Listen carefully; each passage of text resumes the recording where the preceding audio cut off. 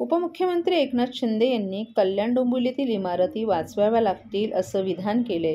त्यांनी जी चिंता व्यक्त केली आहे त्याबद्दल कौतुकच आहे। मात्र अनाथांचे नाथ अशी ओळख सांगणाऱ्यांचं ममत्व कल्याण डोंबिवलीपुरतंच मर्यादित आहे का? कळवा, मुंब्रा, शीव, दिवा येथील इमारतींवर कारवाई होण्याच्या भयानं नागरिक हवालदिल झाले आहेत। त्यामुळे आता सरकारला भूमिका घ्यावीच लागेल। या इमारतींमध्ये राहणाऱ्या नागरिकांना बेघर करणार का असा सवाल राष्ट्रवादी काँग्रेस शरद पवार पक्षाचे राष्ट्रीय सरचिटणीस डॉक्टर जितेंद्र आव्हाड यांनी पत्रकार परिषदेत केला आहे। शीळ, मुंब्रा, दिवा भागात प्रचंड घबराटीचं वातावरण निर्माण झालं आहे। लोकांना नोटिसा देऊन घरं खाली करण्यास सांगितलं जात आहे। कारवाई लगेच होत नसली तरी नागरिकांमध्ये प्रचंड घबराट पसरवली जात आहे। अशा स्थितीत नागरिकांचा निवारा वाचवण्याची जबाबदारी सरकारची आहे। आता कळव्यातील 52 इमारतींना नोटिसा बजावण्याची कार्यवाही केली जात आहे। येथील लोकांनी राहायचे कुठे? म्हणूनच कल्याण डोंबिवलीतील नागरिकांबाबत एकनाथ शिंदे यांनी व्यक्त केलेल्या चिंतेचं आपणाला कौतुक वाटतं। परंतु कल्याण डोंबिवलीबद्दल हे सर्व बोलत असतानाच कळवा, मुंब्रा, दिवा येथील नागरिकांचं काय? येथील अनेक इमारतींना न्यायालयीन लढाईमुळे नोटिसा बजावण्यात आल्या आहेत। या नोटिसांमुळे नागरिक घाबरलेत। अशात त्यांना दिलासा देणं ही सरकारची जबाबदारी असल्याचं आव्हाड यांनी सांगितलं। एकनाथ शिंदे यांनी जशी भूमिका कल्याण डोंबिवलीत जाहीरपणे घेतली आहे तशीच भूमिका कळवा, मुंब्रा, दिवा येथील नागरिकांबद्दल घ्यावी। आंदोलनाला किंवा रस्त्यावर उतरायला आम्ही तयारच आहोत, मात्र न्यायालयाला काय उत्तर द्यायची ही जबाबदारी सरकारची असल्याचंही त्यांनी सांगितलं। अधिकाऱ्यांचा बेजबाबदारपणा, प्रशासनाचं दुर्लक्ष यामुळेच अनधिकृत बांधकामं उभी राहिली आहेत। अधिकाऱ्यांवर, बिल्डर्सवर कारवाई होत नाही, मात्र गोरगरीब लोकांना बेघर केलं जात आहे। जेव्हा ठाण्यात इमारती पाडल्या जाणार होत्या तेव्हा आघाडी सरकार सत्तेत होतं। यावेळी एकनाथ शिंदे यांनी शरद पवार यांची भेट घेतली होती। शरद पवार यांनी एकही इमारत पडू देणार नाही असा शब्द दिला होता।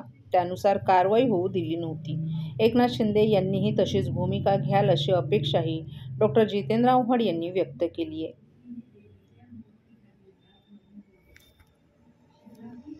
साहेबांनी एकनाथ शिंदेंना दिलेला शब्द पाळला होता।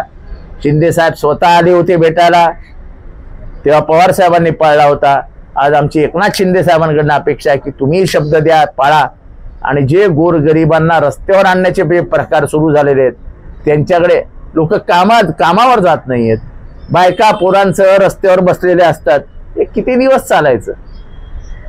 एकनाथ शिंदे यांनी नवी मुंबईच्या इमारतींना स्थगिती आदेश दिला, त्याच्याबद्दल उच्च न्यायालयाने ताशेरे होते की कुठल्या अधिकाऱ्यांनी हा स्थगिती आदेश दिला? नाही, असं आहे की शेवटी मंत्री म्हणून काही अधिकारांचा वापर जर त्यांनी केला असेल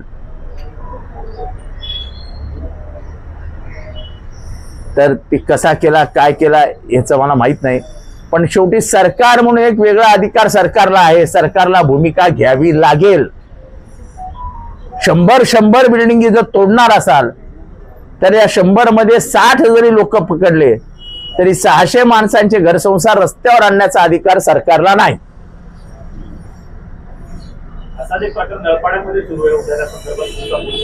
सर्व नागरिकांना आवाहन करण्यात येत आहे की सध्या डासांमार्फत पसरणाऱ्या डेंग्यू या आजाराचा प्रसार रोखण्यासाठी प्रत्येकाने पुढील प्रमाणे कार्यवाही करावी। डेंग्यू आजार एडिस इजिप्ती हा डास चावल्याने होतो। या डासांची पैदास साचलेल्या किंवा साचवलेल्या स्वच्छ पाण्यामध्ये होते। 8 दिवसांपेक्षा जास्त दिवस पाणी उघडे व साचून राहिल्यास त्यात डास अंडी घालतात। अंड्यांच्या अळ्या तयार होऊन पुढे डास तयार होतात। यासाठी आपल्या घरातील पाणी साठे, उदाहरणार्थ बॅरल्स, पिंपे, टाक्या, हौद, रांजणे इत्यादी दर आठवड्याला रिकामे करून घासून पुसून कोरडे करून पुन्हा भरावे। 1 दिवस कोरडा दिवस म्हणून पाळावा। पाणी साठ्यांना घट्ट झाकणे बसवावीत किंवा जुनी साडी, चादर, धोतर यांनी बांधून झाकून ठेवावीत, म्हणजे डास त्यात जाऊन अंडी घालणार नाहीत। घराच्या गच्चीवर, आजूबाजूला, अंगणात कोठेही पाणी साचू देऊ नये। भंगार सामान उघड्यावर टाकू नये, उदाहरणार्थ टायर्स, प्लास्टिक सामान, कुंड्या, टाकाऊ वस्तू इत्यादी। अशा सामानात पावसाचे पाणी साठून त्यात डेंग्यूच्या डासांची पैदास होते। घरातील कूलर्स, फ्रीजच्या पाठीमागील ट्रे हे देखील वेळोवेळी कोरडे करावेत। लक्षात ठेवा, नुसत्या फवारणीने डास घनता कमी होत नाही, तर त्यासाठी डास पैदास ठिकाणे नष्ट करणे ही आपल्या सर्वांची जबाबदारी आहे. कोणताही ताप अंगावर न काढता जवळच्या शासकीय रुग्णालयात मोफत औषधोपचार घ्या. अशा प्रकारे नागरिकांनी सहकार्य केल्यास डेंग्यूचा प्रसार रोखणे सहज शक्य आहे.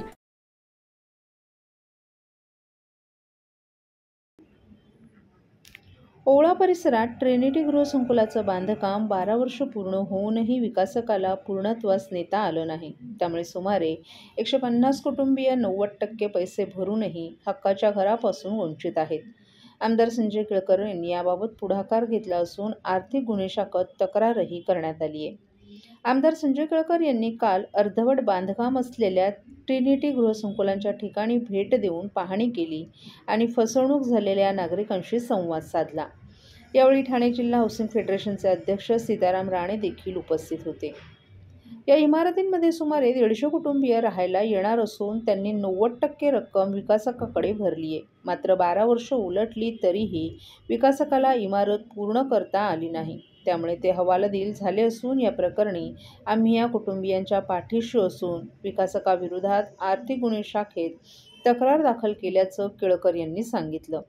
विकासकाला बांधकाम पूर्ण करण्यासाठी मुदत दिली आहे. त्यावेळेस बांधकाम पूर्ण नाही झालं तर पोलिसांच्या मदतीने विकासकाला तुरुंगात खडी फोडायला लावू आणि स्वयं पुनर्विकासाचा मार्ग अवलंबू असं केळकर यांनी सांगितलं.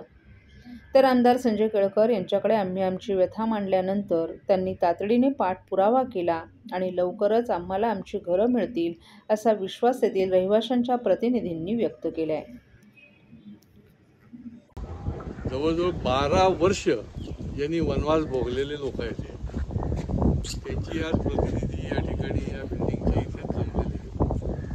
बिल्डरने फसवणूक केलेली आहे. जेव्हा त्याचा ताबा द्यायला पाहिजे तर ताबा दिला नाही आणि त्याच्यामुळे यांनी एकजुटीने या ठिकाणी हा लढा सुरू ठेवलेला आहे आणि या लढ्यामध्ये मी त्यांच्या बाजूने आहे, त्यांच्या पाठीशी आहे.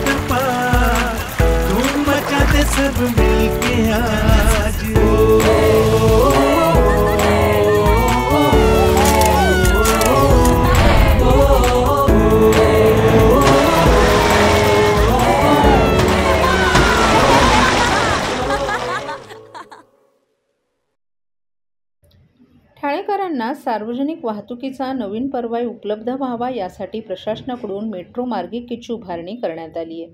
मागील कित्येक दिवसांपासून ठाणेकरांचं मेट्रोच्या कामाकडे लक्ष लागलं होतं. त्यानंतर आता अखेर मुख्यमंत्री देवेंद्र फडणवीस आणि उपमुख्यमंत्री एकनाथ शिंदे यांच्या उपस्थितीत मेट्रो 4 आणि 4A वरील मेट्रोची ट्रायल घेण्यात आली आहे. महिनाभरापूर्वी MMRDAचे अध्यक्ष असलेल्या उपमुख्यमंत्री एकनाथ शिंदे यांनी ठाणे मेट्रो 4ची चाचणी सप्टेंबर महिन्यात होणार असल्याची घोषणा केली होती. त्यानुसार आज म्हणजेच सोमवारी मेट्रोच्या डब्यांची चाचणी पार पडली आहे. गायमुख ते घोडबंदर रोडच्या विजय गार्डन नजीकच्या स्थानकांपर्यंत मेट्रोची चाचणी यशस्वीरित्या पार पडली. त्यामुळे आता लवकरच ही सेवा ठाणेकरांच्या सेवेत उतरणार असून हा मार्ग ठाणेकरांसाठी महत्त्वाचा मानला जात आहे. मुख्यमंत्री देवेंद्र फडणवीस आणि उपमुख्यमंत्री एकनाथ शिंदे यांच्या उपस्थितीत मेट्रो 4 आणि 4A वरील मेट्रोची ट्रायल घेण्यात आली आहे. सध्या वडाळा, घाटकोपर, मुलुंड, कासरवडवली आणि गायमुख या महत्त्वाच्या मार्गाचं पहिल्या टप्प्याची ट्रायल करण्यात आली आहे. या टप्प्याची लांबी 35 किलोमीटर इतकी असून यामध्ये 32 स्थानकांचा समावेश असणार आहे. ही मेट्रो सेवा 8 डब्यांची असणार असून दैनंदिन प्रवासी संख्या 13,43,000 इतकी असेल अशी अपेक्षा आहे, असं मुख्यमंत्री देवेंद्र फडणवीस यांनी सांगितलं. त्याचपुढे पूर्व, पश्चिम उपनगर आणि मुंबई ठाणे शहर यांना जोडणारा हा मार्ग होणार आहे. मेट्रोचा 11वा मार्ग जो वडाळ्यापासून CSTला जातो तोही जोडला जाईल. यामुळे देशातला सर्वात लांब मेट्रो मार्ग होईल. 58 किलोमीटर लांब इतका प्रवास होणार आहे. यातून 21 लाख लोक प्रवास करू शकतील. रस्त्यावरची वाहतूक देखील यामुळे नियमित होण्यास मदत होणार असल्याचं मुख्यमंत्र्यांनी सांगितलं. टप्पा 2019 पर्यंत आम्ही गाठला होता, परंतु 2019 नंतर जे सरकार आलं त्या सरकारने कामं जवळपास थांबवली होती. त्यामुळे 2.5 वर्ष ही कामं मागे गेली.